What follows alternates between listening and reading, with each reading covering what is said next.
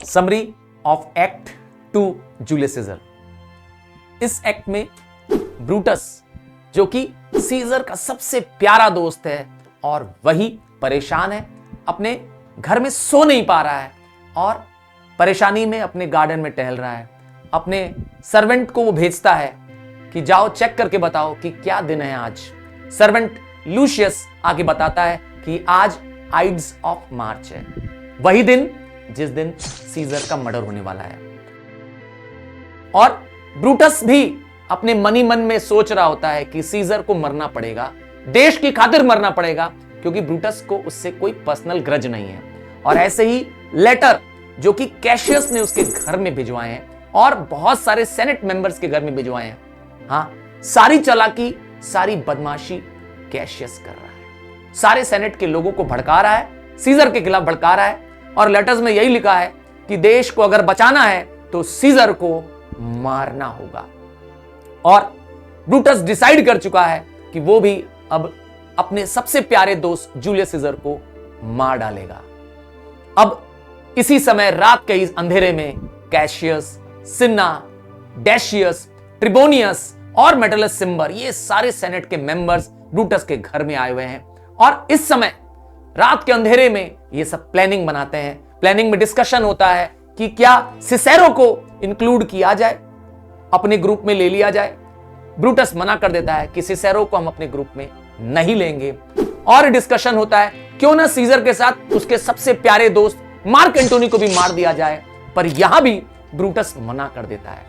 Brutus कहता है कि सीजर को ऐसे मारो जैसे कि देवताओं को उसका सैक्रिफाइस, बलि दी जा रही है। ऐसा ना मारो कि सीजर को क्या किया जा रहा है, काट काट के बोटी बोटी अलग कर दी जा रही है, क्योंकि एंटोनी एक गेमसम व्यक्ति है और सीजर के मर जाने के बाद उसका कोई इंपॉर्टेंस नहीं है। यहां पर दोनों ही डिसीजंस ब्रूटस के गलत हैं। और अब जब ये सारे सेनेट के मेंबर्स डिसाइड कर चुके हैं कि आज सीजर का मर्डर करना है और ये बात बाहर तक लीक हो चुकी है। हां, आर्टिमिडोरस मिलेगा और आर्टिमिडोरस सीजर को एक लेटर देगा जिसमें वो उसको बताएगा आपके लिए आज जान का खतरा है और आज आप इन सेनेट मेंबर से बच के रहिएगा। पर सीजर अपनी एम्बिशन में, अपने प्राउड में क्या करता है, उसके लेटर को डिसमिस कर देता है। ब्रूटस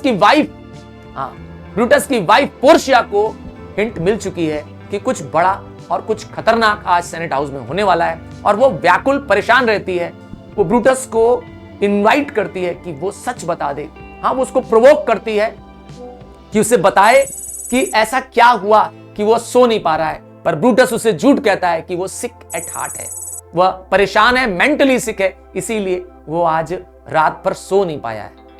ब्रूटस की वाइफ पोर्शिया को संदेह हो चुका है और वह कुछ समझ चुकी है कि आज कुछ बड़ा होने वाला है।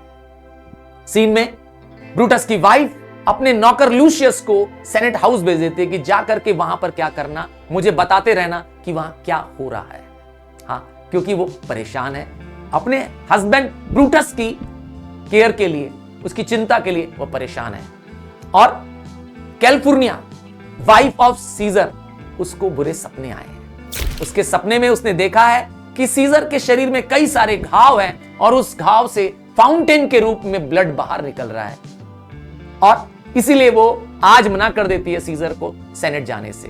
पर डेशियस ब्रूटस वो सीजर के पास पहुंचता है और उसको फ्लैटर कर लेता है, उससे बता देता है कि अरे तुम्हारी वजह से सीजर आज पूरे रोम को नई जान मिलने वाली है, नई लाइफ मिलने वाली है।